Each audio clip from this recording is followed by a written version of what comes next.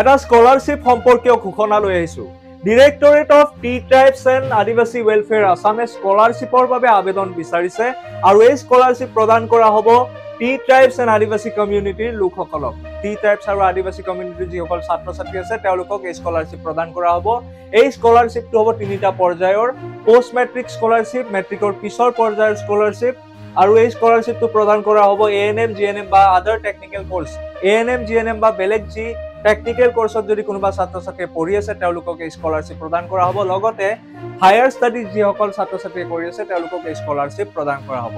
এই স্কলাৰশ্বিপৰ আবেদন কৰিবলৈ তেওঁলোক অসমৰ স্থায়ী বাসিন্দা হ'ব লাগিব আৰু লগতে টি ট্ৰাইবছ এণ্ড আদিবাসী কমিউনিটিৰ লোক হ'ব লাগিব। লগতে কি হ'ব লাগিব? চাহ জনগোষ্ঠীয় বা আদিবাসী কমিউনিটিৰ লোক হ'ব লাগিব। তাৰ লগতে কি লাগিব? ফেমিলি ইনকাম বছৰি 5 লাখতকৈ কম হ'ব লাগিব।